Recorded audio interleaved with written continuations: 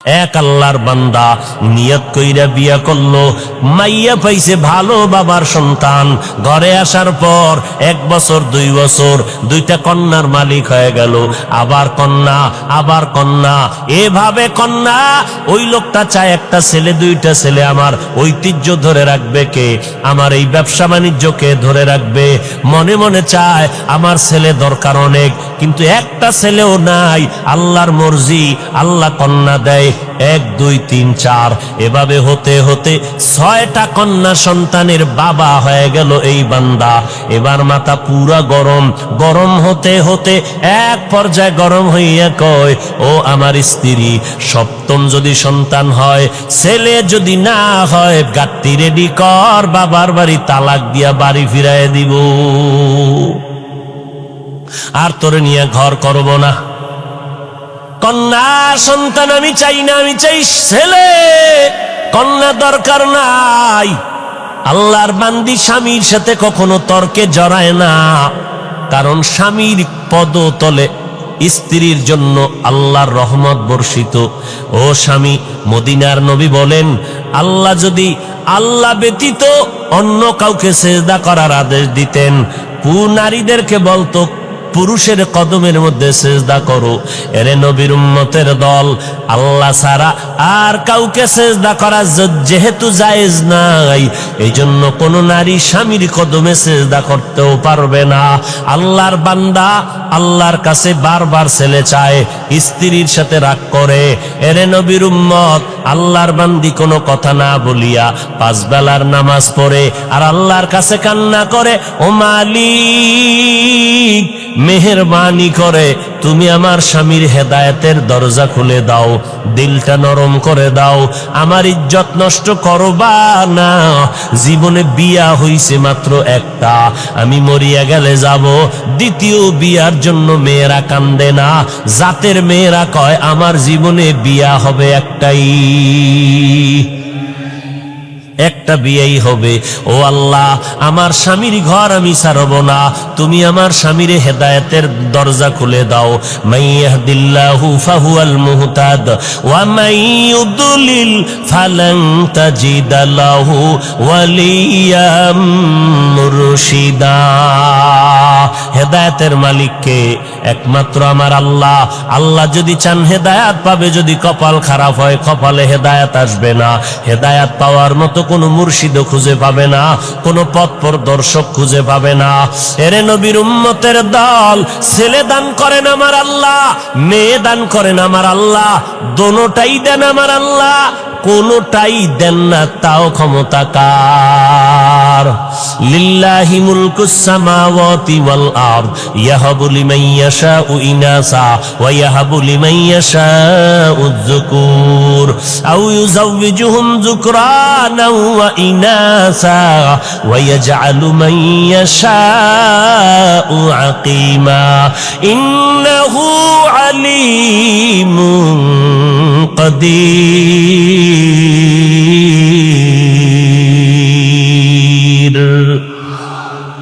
ছেলে দেওয়ার মালিক। কোন ফিসাব যদি দিতে পারতো, কোন তাবিজ যদি ছেলে মেয়ে দিতে পারতো, তাহলে এই দেশে নিঃসন্তান কোনো মা থাকতো নি। আল্লাহর বান্দার কয় কন্যা বলেন? 6টা কন্যা হয়ে গেল। রেড সিগন্যাল লাগাই দিল, 7ম সন্তান যদি ছেলে না হয়, তালাকের আওয়াজ শুনায় দিলাম। আল্লাহর বান্দি স্বামীর সাথে তর্কে জড়ায় না, আল্লাহর দরবারে কান্না করে, নামাজ পড়ে।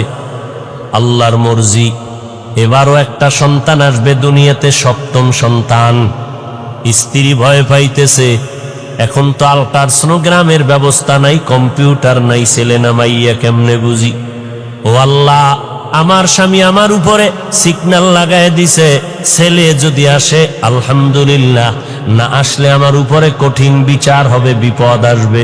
ও দয়ার মালিক, আমার কিছু বলার নাই, তুমি ইজ্জতের মালিক, মেহেরবানি করে তুমি আমার ইজ্জত হেফাজত করে নাও। আল্লাহ বলেন, যেই বান্দা আমাকে ভুলে না, আমি আল্লাহ তাকে ভুলতে পারি না। আমরাও আল্লাহরে ভুলে গেছি, আল্লাহ আমাদের উপরে বিপদ চাপায় দিছে। এরপরও যে চেহারাটা ঠিক আছে, অন্যায় করার পরে একমাত্র মদিনাওয়ালা নবীর উম্মত হওয়ার কারণে। এরে নবীর আশিক উম্মতের দল, আল্লাহর বান্দি রাতের বেলা কান্নার আওয়াজ, প্রতিদিন কান্না করে, আল্লাহর দরবারে চোখের পানি কবুল হয়ে গেল।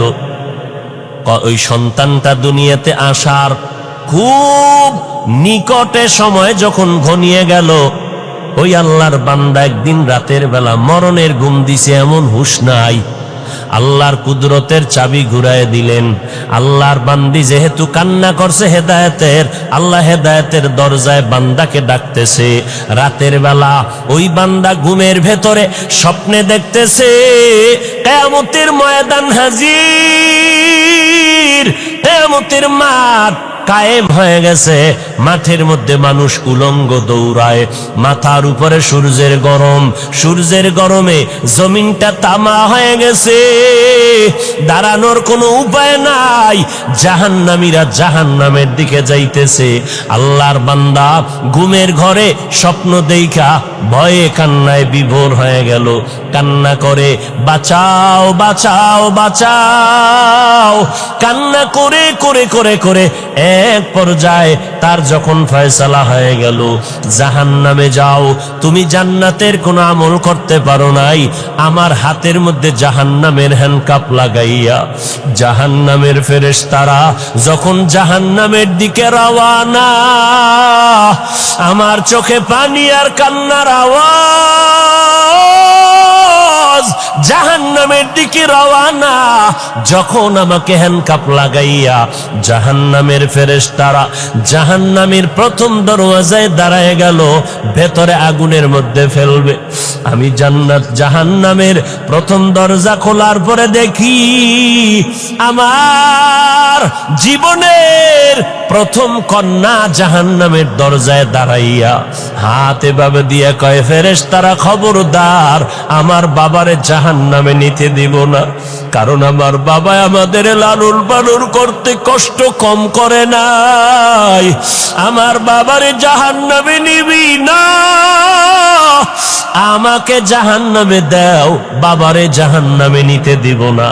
আল্লাহর বান্দা বলে, মেয়েটার কান্নার কারণে ফেরেশতারা দ্বিতীয় জাহান্নামের দরজায় চলে গেল।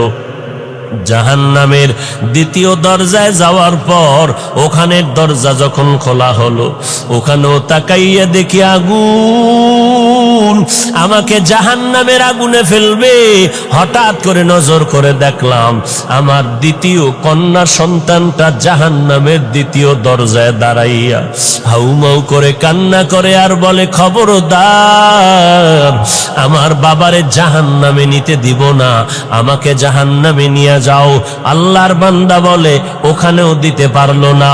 তৃতীয় দরজায় যখন গেল, ওখানে গিয়েও দেখি আমার 3 নাম্বার কন্যাটা কান্না করে, বাবারে জাহান্নামে ঢুকতে দিব না, কারণ আমার বাবা কত কষ্ট করেছেন আমাদের জন্য, কত রাত্র ঘুমাইতে পারেন নাই, খানা খাইতে পারেন নাই, কত ঈদের দিন গেছে ভালো পোশাক দিতে পারেন নাই, এরপর আমার বাবা কষ্ট করিয়া আমাদেরকে হাসি ফুটাইতেন, আমার বাবারে কষ্ট দেওয়া সম্ভব না, আমাকে জাহান্নামে দাও, আমার বাবারে দিতে দিব না।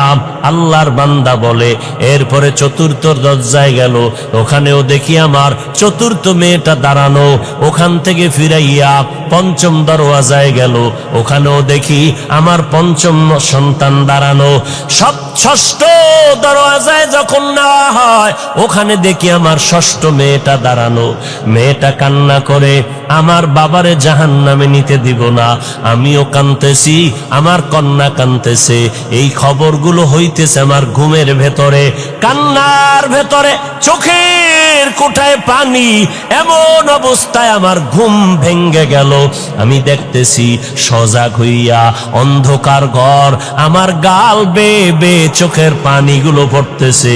এবার আমি ডানে বামে তালাশ করলাম আমার বিবি, আমার বিবিরে আমি বিছানায় দেখতেছি না, আমার কান্না বন্ধ নাই, আমার শরীরটা কাঁপতেছে, ভয় কি দেখেছি। দুনিয়ার গরম সহ্য করতে পারি না, জাহান্নামের আগুন কেমনে সহ্য করব? আর আমার কান্না বন্ধ হয় না।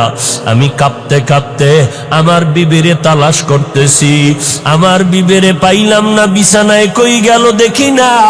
নজর করে গভীর রাত, অন্ধকার ঘর খুঁজে খুঁজে দেখলাম ঘরের একটা পার্শ্বে ভেতরে নির্বিল জায়গা, নির্জন। ওই জায়গার ভিতর আমি হাইটা গিয়ে দেখি গুনগুন কান্নার আওয়াজ আসতেছে। কে এখানে কাঁদে? কান লাগায় দেখি আমার বিবির কান্নার আওয়াজ। আমি কান লাগায় দেখি আমার বিবি চোখের পানি ছেড়ে মোনাজাত দিয়া কান্না করে, আল্লাহ তুমি আমার স্বামীরে হেদায়াত দাও, তুমি ইজ্জতের উপরে আমার যেন কোনো আক্রমণ না আসে। আল্লাহর বান্দা বলে, বিবির কান্না দেখার পর আমি সহ্য করতে পারি না, বিবির হাত ধরে বলি, আর কাঁদিও না রে বিবি, আর কান্না করিও না, আমি তোমাকে বহু কষ্ট দিয়েছি রে বিবি, মাফ করে দাও। আমি বুঝতে পারি নাই।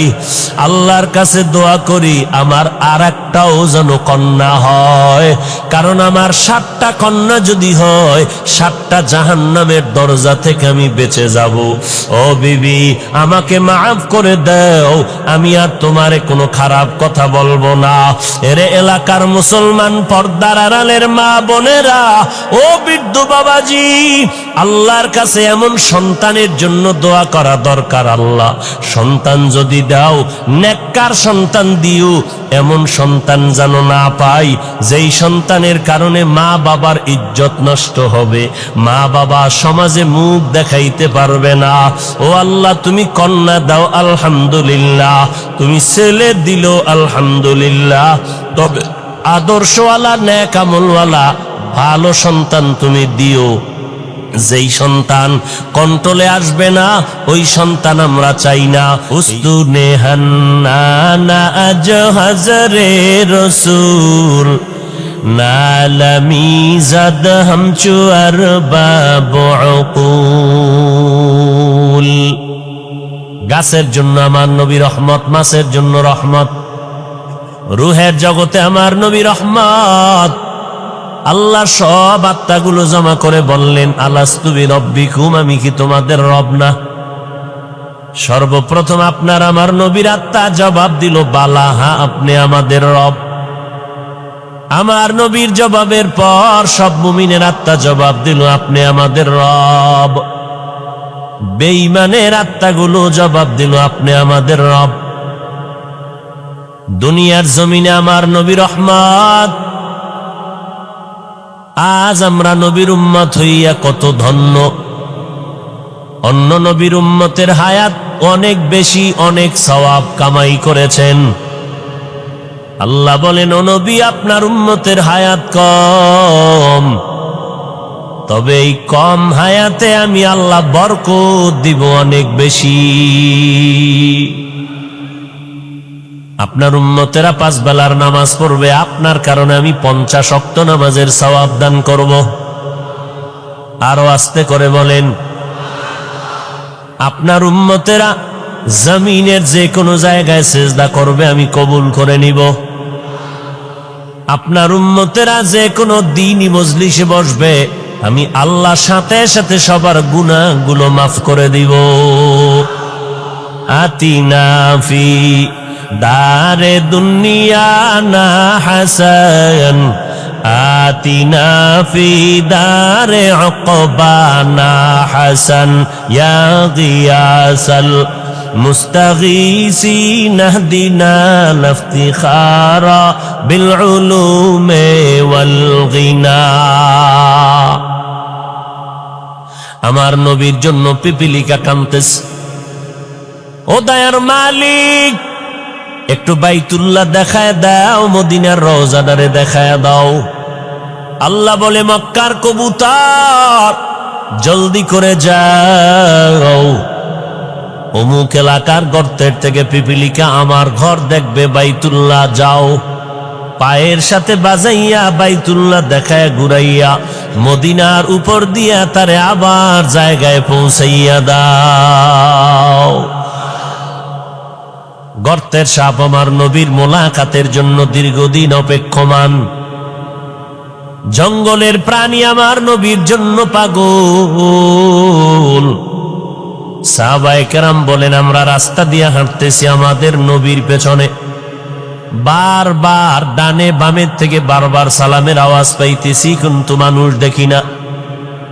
রহমতের নবী বারবার কেন সালামের আওয়াজ পাইতেছি? নবী বলেন, জানো না রে সাহাবা, আমি মুহাম্মদের আগমনের খবর পাইয়া জঙ্গলের প্রাণীরা সব আমি মুহাম্মদের সালাম জানাইতেছি।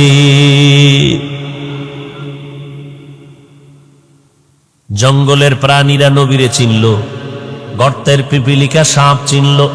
কপাল পোড়া মুসলমান, আজ আমরা সেই নবীরে চিনলাম না। যদি নবীরে চিনতিরে যুবক, বেঈমানের পা চাটা গোলাম হইয়া মাথার চুল কাটিয়া ইন্দুর আর বান্দরের মতো হইতি না। तो को जाओ सुन्नते अहमद को जा बा मोहम्मद के बुअद निस्बत तोरा मन अहब्बा सुन्नती कौले रसूल मजदाए काना मई हम कुन कबूल वमा अरसलनाका इल्ला रहमतल लिल आलमीन।